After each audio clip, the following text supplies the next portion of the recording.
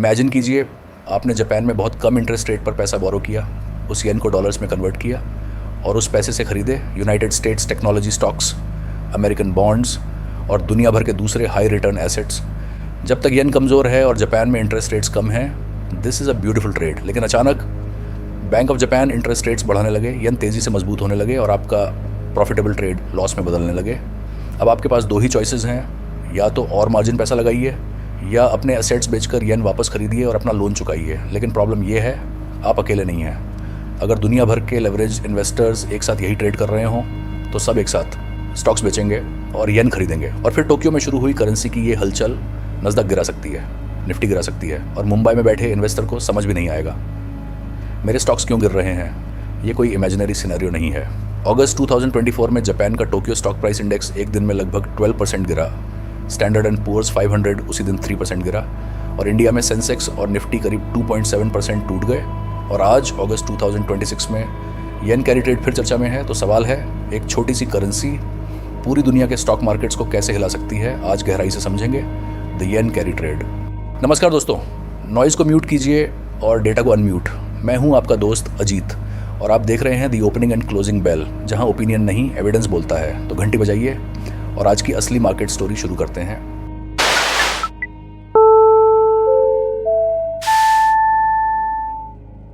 पहले carry trade को बिल्कुल सिंपल लैंग्वेज में समझते हैं। मान लीजिए एक कंट्री में इंटरेस्ट रेट बहुत कम है, मान लीजिए 1%, और दूसरी कंट्री में इंटरेस्ट रेट ज़्यादा है, मान लीजिए 5%। तो थियोरेटिकली आप क्या करेंगे? लो इंटरेस्ट कंट्री से पैसा बोरो कीजिए और हाई रिटर्न कंट्री के एसेट्स में इन्वेस्ट कर दीजिए। वो 4% का डिफरेंस आपका पोटेंशियल प्रॉफिट है। बस इसी बेसिक आइडिया को कहते हैं कैरी ट्रेड। और डेकेड्स तक जापान इसके लिए दुनिया का परफेक्ट फंडिंग मार्केट रहा। क्यों? क्योंकि जापान ने लंबे समय तक अल्ट्रा लो और यहाँ तक कि नेगेटिव इंटरेस्ट रेट्स रखे। इसलिए इंस्टीट्यूशनल इन्वेस्टर्स के लिए येन में बोरोइंग बहुत सस्ती थी।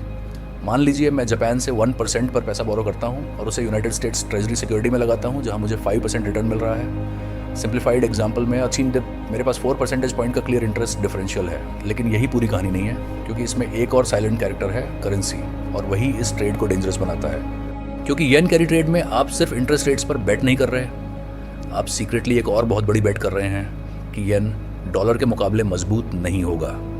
और जिस दिन येन तेज़ी से मजबूत हुआ, आपका ये सेफ दिखने वाला ट्रेड एक खतरनाक लेवरेज्ड करेंसी बेट बन जाएगा। एक सिंपल कैलकुलेशन देखते हैं। मान लीजिए $1 बराबर 160 येन है। आपने जापान में 16 मिलियन येन बोरो किए, उन्हें डॉलर्स में कन्वर्ट किया तो आपको मिले $100,000। आपने वो पैसा यूनाइटेड स्टेट्स टेक्नोलॉजी स्टॉक्स में इन्वेस्ट कर दिया। अब मान लीजिए यूनाइटेड स्टेट्स मार्केट फ्लैट रहा, लेकिन येन मजबूत होकर 145 येन पर डॉलर हो गया।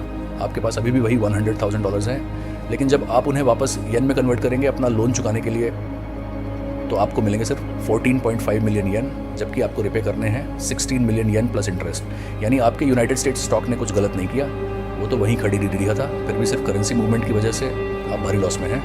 अब इमेजिन कीजिए आपने ये ट्रेड 10 टाइम्स लेवरेज के साथ किया था, लॉस कई गुना बढ़ गया, मार्जिन कॉल्स आने लगे। अब आपको अपनी पोजीशन फोर्स क्लोज करनी पड़ेगी। आप यूनाइटेड स्टेट्स स्टॉक बेचेंगे, डॉलर बेचेंगे, येन खरीदेंगे और येन लोन चुकाएंगे। लेकिन अगर दुनिया के हज़ारों हेज फंड्स एक साथ यही करें तो क्या होगा?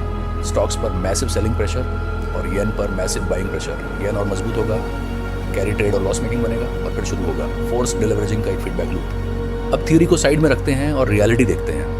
अगस्त 2024 में हमें इसका क्लासिक लाइव डेमोन्स्ट्रेशन मिला। बैंक ऑफ जापान ने इंटरेस्ट रेट्स बढ़ाए और उसी वक्त यूनाइटेड स्टेट्स का इकोनॉमिक डेटा कमज़ोर आया। मार्केट्स को लगा अमेरिका रेट्स कम करेगा और जापान बढ़ाएगा, यानी इंटरेस्ट रेट गैप कम होने वाला था। रिजल्ट, येन रॉकेट की तरह स्ट्रेंथन हुआ। 5 अगस्त 2024 को जापान का टोक्यो स्टॉक प्राइस इंडेक्स 12% गिरा, 1987 के बाद की सबसे बड़ी गिरावट। स्टैंडर्ड एंड पुअर्स 500 3% गिरा। वॉलेटिलिटी इंडेक्स इंट्राडे 60 के ऊपर चला गया। इंडिया भी नहीं बचा, सेंसेक्स और निफ्टी करीब 2.7% गिरे। सिर्फ एक दिन में इंडियन इन्वेस्टर्स के 15 लाख करोड़ रुपीस गायब हो गए। लेकिन यहाँ सबसे शॉक देने वाली बात क्या थी? इंडिया में उस दिन कोई खराब कॉर्पोरेट न्यूज़ नहीं आई थी।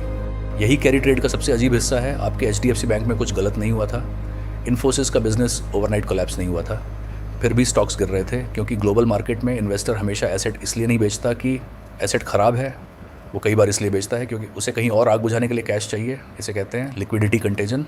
अब बात करते हैं आज की, यानी अगस्त 2026 की। जापान का पॉलिसी रेट अभी करीब 1% है। ये सुनने में कम लग सकता है, लेकिन जापान के स्टैंडर्ड्स से ये काफ़ी ज़्यादा है। रॉयटर्स के रिसेंट पोल के हिसाब से 57% इकोनॉमिस्ट मान रहे हैं कि बैंक ऑफ जापान सितंबर में रेट बढ़ाकर 1.25% कर सकता है और 2026 के एंड तक ये 1.5% भी जा सकता है। दूसरी तरफ येन की वॉलेटिलिटी जारी है। जुलाई 2026 में येन 164 येन पर डॉलर तक चला गया था, जिसके बाद जापान और यूनाइटेड स्टेट्स ने जॉइंटली इंटरवेंशन किया, जो दशकों में पहली बार हुआ था। आज कैरी ट्रेडर्स के सामने डबल रिस्क है। जापान में बोरोइंग कॉस्ट बरस रही है और येन स्ट्रेंथन होने का खतरा बना हुआ है। सोचिए, जिस करेंसी में लोन लिया उसका इंटरेस्ट भी बढ़ गया और वो करेंसी खुद भी महंगी हो गई। ये एक डबल हिट है। अगर लेवरेज ज़्यादा है तो एक ऑर्डरली एग्जिट बहुत जल्दी पैनिक एग्जिट में बदल सकता है। जापानीज़ येन से नास्डैक का क्या लेना देना? कनेक्शन बहुत गहरा है। कैरी ट्रेड का पैसा सिर्फ जापान में नहीं रहता। ग्लोबल इन्वेस्टर्स उस चीप कैपिटल को United states technology stocks, Nvidia, Apple और यूनाइटेड स्टेट्स ट्रेजरी सिक्योरिटीज़ में डिप्लॉय करते हैं। जब ट्रेड रिवर्स होता है तो सबसे लिक्विड एसेट्स यानी यूनाइटेड स्टेट्स टेक्नोलॉजी स्टॉक्स को सबसे पहले बेचा जाता है। इसीलिए येन मजबूत होते ही नैस्डैक में अक्सर लालिमा रेडनेस छा जाती है। अब आते हैं आपके और हमारे पोर्टफोलियो पर। जब ग्लोबल इन्वेस्टर्स रिस्क कम करते हैं, रिस्क ऑफ सेंटिमेंट, तो वो इमर्जिंग मार्केट्स जैसे इंडिया से कैपिटल निकालते हैं। इंडिया में इसका असर 4 तरीक़ों से दिखता है। Number 1, foreign institutional investor selling, जो हम अभी देख ही रहे हैं। नंबर 2, करेंसी प्रेशर, रूपी पर दबाव। नंबर 3, वैल्यूएशन करेक्शन, महंगे स्टॉक्स की पिटाई। नंबर 4, सेंटिमेंट, ग्लोबल डर का असर डोमेस्टिक इन्वेस्टर्स पर। 2026 में फॉरेन फ्लोज वॉलेटाइल रहे हैं और अलग अलग महीनों में इक्विटी तथा डेट फ्लोज की डायरेक्शन बदली है। इसलिए किसी एक क्यूमुलेटिव हेडलाइन नंबर को इक्विटी आउटफ्लो मानना मिसलीडिंग होगा। लेकिन अगर येन की वजह से ग्लोबल डिलेवरेजिंग शुरू होती है तो इंडिया आइसोलेटेड नहीं रह पाएगा। हालांकि हमारे सिस्टमेटिक इन्वेस्टमेंट प्लान फ्लोज एक स्ट्रॉन्ग कुशन है, पर ग्लोबल शॉकवेव्स को पूरी तरह रोकना मुश्किल है। यहीं इस पूरी कहानी का सबसे बड़ा सबक छुपा है। मार्केट क्रैश के लिए हमेशा रिसेशन या स्कैम ज़रूरी नहीं होता। कभी कभी प्रॉब्लम होती है एक्सेसिव लेवरेज। लिक्विडिटी क्राइसिस में इन्वेस्टर्स वो नहीं बेचते जो ख़राब है, वो बेचते हैं जो सबसे आसानी से बिक सकता है। इसीलिए क्राइसिस में गुड एसेट्स भी बैड प्राइसेस पर मिलते हैं। तो क्या हमें डरना चाहिए? नहीं, सचेत अलर्ट रहना चाहिए। कैरी ट्रेड का एग्जैक्ट साइज कोई नहीं जानता, पर रिस्क रियल है। मैं आने वाले हफ्तों में 5 चीज़ें ट्रैक करूंगा। Number 1, US dollar to Japanese yen exchange rate. क्या येन 150 के नीचे तेज़ी से जा रहा है? Number 2, bank of Japan statements, क्या वो इंटरेस्ट रेट्स को लेकर एग्रेसिव हैं? Number 3, Japanese government bond yields, Japan की बॉन्ड यील्ड्स का बढ़ना। Number 4, United States Japan interest rate gap, क्या United States Federal Reserve rates काट रहा है और जापान बढ़ा रहा है? नंबर 5, वॉलेटिलिटी इंडेक्स, मार्केट में डर का मीटर।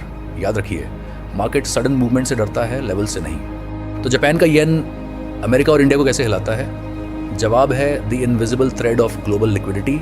चीप येन दुनिया के फाइनेंशियल सिस्टम्स का फ्यूल है। जब वो फ्यूल महंगा होता है तो गाड़ियाँ रुकने लगती हैं। फाइनेंशियल मार्केट सिर्फ अर्निंग्स और ग्रोस डोमेस्टिक प्रोडक्ट से नहीं चलते। उनके नीचे एक इनविजिबल नेटवर्क है इंटरेस्ट रेट्स, करेंसीज और लेवरेज का।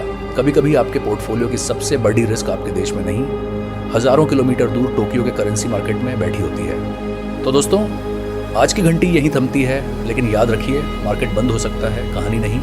अगर आज के वीडियो के बाद येन कैरी ट्रेड थोड़ा कम मिस्टीरियस और ग्लोबल मार्केट की प्लमिंग थोड़ी ज़्यादा क्लियर हुई हो तो वीडियो को लाइक कीजिए और चैनल को सब्सक्राइब कीजिए और कमेंट में मुझे बताइए। अगर येन अचानक 10% मजबूत हो जाए तो आपके हिसाब से सबसे ज़्यादा प्रेशर कहाँ आएगा, जापान, अमेरिका या इंडिया? और अगर आप चाहें कि अगली नॉलेज सीरीज़ में हम ऐसे ही किसी हिडन ग्लोबल मार्केट मैकेनिज्म को डिकोड करें तो उसका टॉपिक भी कमेंट में लिखिए। मैं हूं आपका दोस्त अजीत। अगली घंटी तक क्यूरियस रहिए, डिसिप्लिन्ड रहिए और हेडलाइंस नहीं, एविडेंस फॉलो कीजिए। मिलते हैं अगले वीडियो में।